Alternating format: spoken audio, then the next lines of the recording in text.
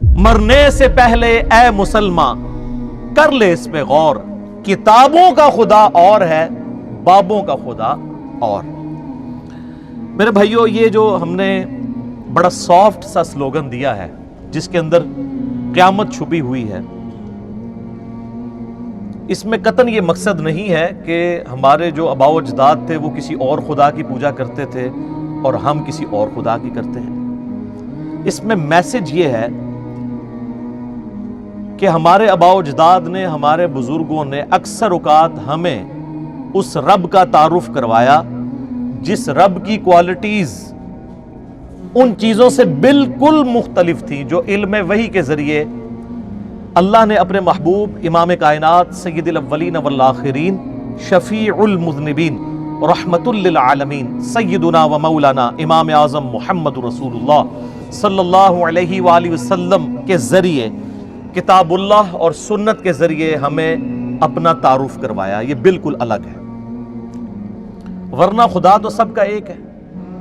ہم مسلمان اسے اللہ کہتے ہیں، کوئی اسے بھگوان کہتا ہے، کوئی اسے خدا کہتا ہے، کوئی گاڈ کہتا ہے، اور کوئی سپریم بینگ یا سپر نیچرل ایجنسی کہتا ہے۔ اللہ سب کا ایک ہی ہے، الہ سب کا ایک ہی ہے۔ میرے بھائیو، اللہ تعالیٰ نے جب ہمارے ماں باپ یعنی سیدنا آدم اور سیدہ حوا علیہم السلام کو اس زمین پر اتارا تو قصہ آدم اور ابلیس قرآن حکیم میں کم از کم 7 دفعہ ڈسکس ہوا ہے۔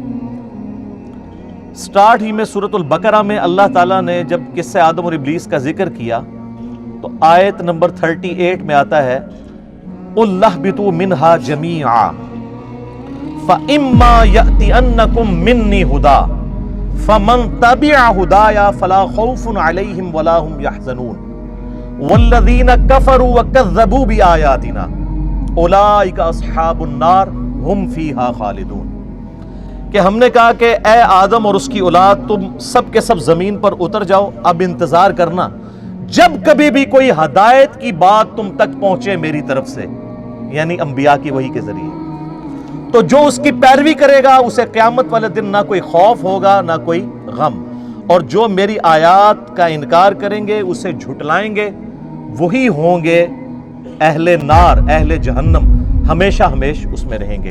اللہم اجرنا من النار، اللہم اجرنا من النار، اللہم اجرنا من النار۔ تو کتابوں کی پیروی کا حکم ہے، بابوں کی پیروی کا نہیں، اور بابے بھی وہی قابل احترام ہیں جو کتابوں سے جوڑیں، اپنی پرستش نہ کروائیں۔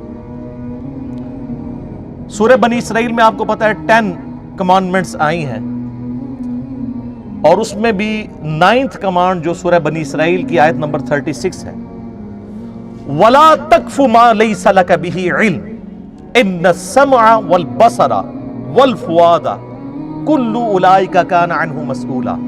اے انسان، کسی چیز کی پیروی اس وقت تک مت کرنا جب تک تمہیں ڈیفینیٹ علم نہ اس کے بارے میں آ جائے۔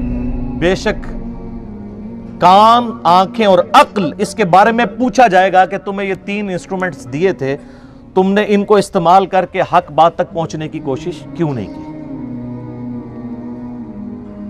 اور علم جو ہے وہ 2 ہی ہیں، ایک ریویلڈ نالج ہے، وحی کا علم جو کتاب و سنت کی شکل میں ٹرانسفر ہوتا ہے، اور ایک ایکوائرڈ نالج ہے، سائنس کا علم، the knowledge obtained through observations and experiments۔ یہ دونوں ڈیفینیٹ علوم ہیں، لیکن اسٹیبلش سائنس، ہائپوتھیسز، یہ تھیوریز کی بات نہیں کر رہا۔ آج چونکہ میرا ٹاپک جو ہے وہ علم وحی ہے، ریویلڈ نالج، لہٰذا میں اسی کو ایمفسائز کروں گا۔ چنانچہ سورۃ الاحقاف کی آیت نمبر 4 ہے کہ نبی علیہ السلام کو یہ اللہ تعالیٰ نے سکھایا کہ جب کبھی بھی آپ سے کوئی بحث و مباحثہ کرے تو آپ نے اس سے بات کس طریقے سے کرنی ہے۔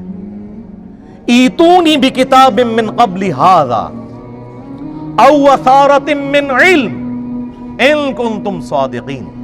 اگر تم اس کتاب کو نہیں مانتے نا، ایتونی بکتاب من قبل ھذا، اس سے پہلے کوئی اور کتاب نازل ہوئی ہے وہ لے آؤ میرے پاس، او اثارۃ من علم، یا کوئی انبیاء کی وحی میں سے آثار علم کے چل رہے ہوں۔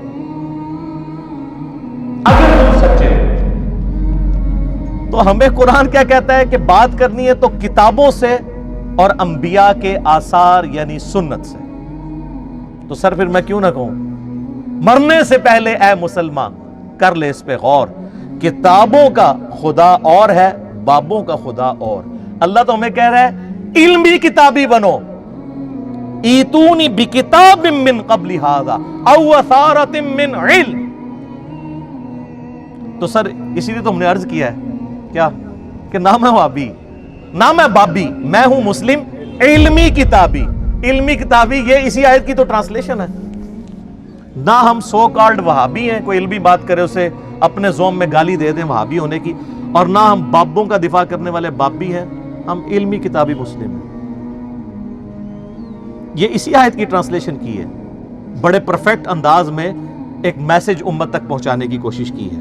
الحمدللہ.